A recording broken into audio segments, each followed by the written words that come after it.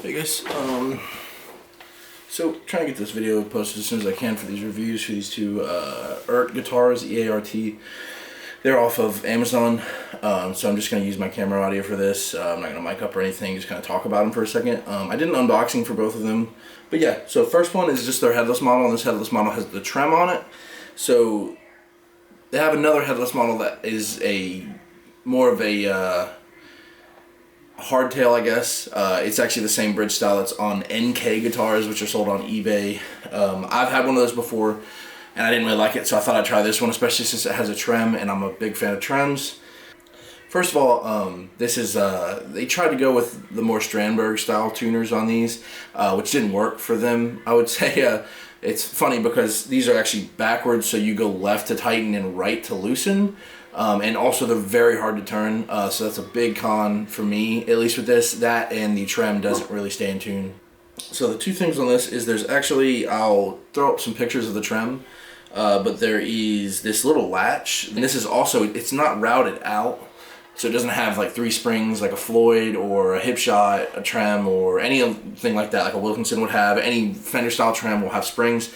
This actually has, I'll throw up a picture of that, this weird tuning system, I guess. I don't know, there's a coil, it's just a really thick coil that evens the tension, but either way, it doesn't really stay in tune, unfortunately. Locked, it does. Locked, it stays in tune okay. So that's the biggest con with this. Other than that, it's a really shame. The top is awesome. The purple is pretty awesome. It's not very consistent, as you'll see when I go over to the version with a head, which is called their Explorer version. The pickups are okay; they're not bad at all. You know, upgrade if you will, but you wouldn't have to upgrade. I would say they're they're PAF styled, I would say. So they're okay for metal. They do okay cleans. They're very middle of the road pickups. I wasn't blown away, and I wasn't underwhelmed at all. These knobs are kind of old school. They have the arrows on them. The 3-way switch, the electronics are okay. Nothing, no noise, nothing like that. Everything seems to be properly shielded. One of the biggest pros on this is definitely the fret ends and the fretwork itself. It's just the best fretwork I've ever seen on a guitar, under probably $700, maybe $800. They have the ball ends on them, which is just insane. They look very clean, and all of them they're all like that. There's none that stick out, anything like that. The fret leveling itself isn't like the most immaculate fret leveling I've ever seen, but it's definitely pretty amazing at this price point. I would say that I've played $700-800 guitars that play about the same as this, as far as just the frets and the neck profile goes. It also has a 5-piece neck. It looks like maple, rosewood stripes, I would say. They're very red. Anything else I could go over with this one? If you guys have any questions, just shoot them in the comments, or maybe on Facebook, let me know. I'll try and answer as soon as I can. This does have the truss rod adjustment at the heel, right by the neck pickup, which is awesome, works great, but I didn't really have to use it on this. The neck was almost completely straight, honestly. It just needed barely any relief. There's no major fret buzzing, anything like that. I was amazed, honestly. And this is also primed, so 3 days to my door, which is insane. This one's going to go back most likely, just because that's another plus with this, is Amazon's return policy is just unreal. So this trem doesn't stay in tune at all. So that is when it's unlocked. If it's locked, like I said, it does stay in tune pretty decently. Other than that, I mean, I'll throw up the pictures that I have while I talk, and hopefully you guys can see and get at least somewhat of a feel for what this instrument is. So I bought this one first, was the first one I bought, and then I just bought this next one because I wanted to compare and see how consistent they were, just because I was really amazed with the fretwork and the finish work and that kind of stuff. So yeah, let me grab the other one. Here we have looks like it's shining at the camera here, but either way, this is their Explorer model. So this is the headed version, obviously. This just has a hardtail bridge on it. There's no trem, anything like that. They're double cavities, so you have 2 cavities on this one. Electronics are all the same. Pickups sound exactly the same as the one in that version as well. Like I said, they're very middle of the road. They do high gain fairly well. Cleans okay. I don't know how they'd sound tapped. I don't even know if they have the leads to be tapped. But the tuners on this were pretty sweet. They look really good and they feel really good, which was a surprise as well. They're not locking tuners. They may be some sort of like easy lock tuners or something like that. They say Technology USA Corporte Seal 2018 Colorado. But they just feel really nice, which was very surprising. As I said, this neck is also very nice. It's also a 5-piece, but it looks like it's probably mahogany and maple. This doesn't feel like Wenge to me. It's not dark enough. This feels like mahogany. The top on this, these are both purple. So as you can see, the colors are not consistent at all, which is unfortunate, but it just depends how you look at it, I guess, because you're going to get something unique. But I mean, the top on this is still awesome. It's a poplar burl top. It's a veneer for sure. You can actually see how thin it is. I mean, it's extremely thin. It's a veneer. The back of this is really just a really nice red, what looks like mahogany. The back of that one's actually ash, definitely ash.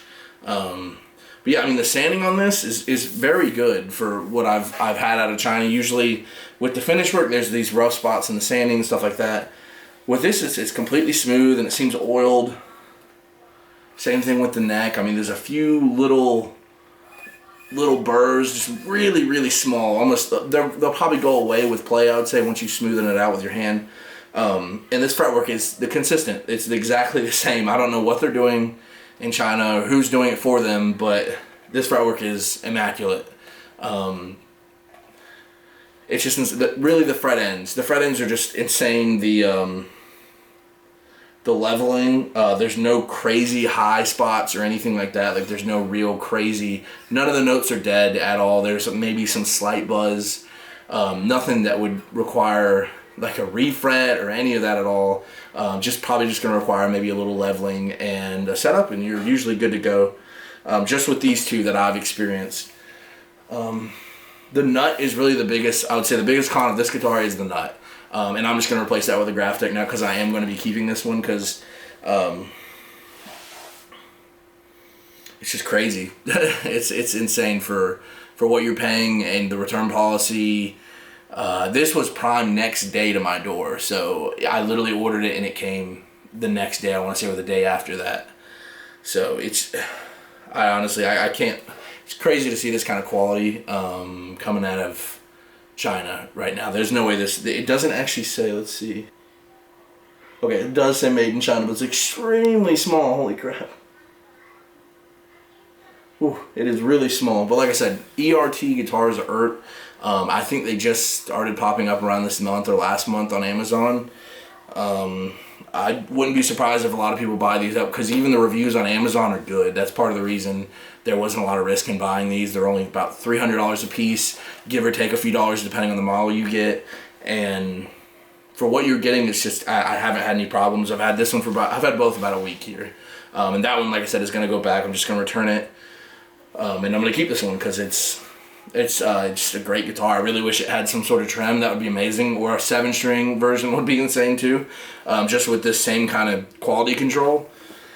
I really can't talk much about it. Like, if you guys have any questions, I'll try and throw some pictures up and try and answer anything that I can, so you guys don't waste your money or something.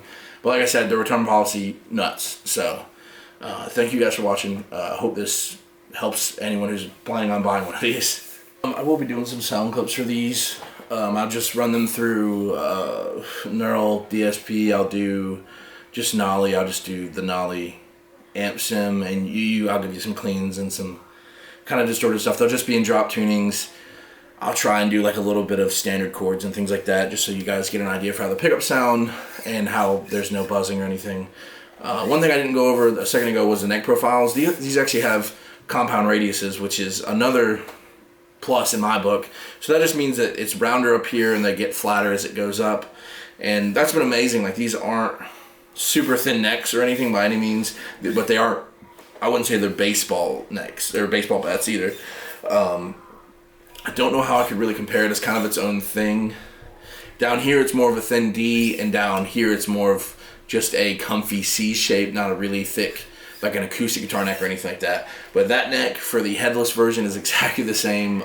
Very consistent. Like I said, it has the same compound radius and everything. Other than that, the intonation on this was pretty good. The last string here, which is the low string, which is usually the hardest to intonate for at least me in my experience, I had to drag it all the way back, but then once I lowered the action some, it did come up some. So that could also just be the string or anything like that, but it's still intonated fine. And that's for both of them. The headless version is a little harder to intonate. Just that bridge as a whole is kind of just a negative for me.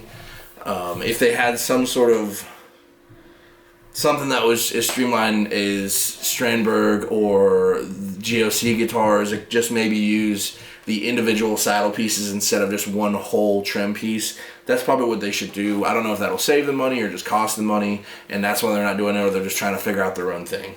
But anyways, I will do sound clips of these, and I'll just attach them to the video and just edit this. Sorry for all the ums and ehs or anything, and this is all just off the top of my head, so nothing's written out. I'm just kind of thinking, and like I said, just any questions, let me know.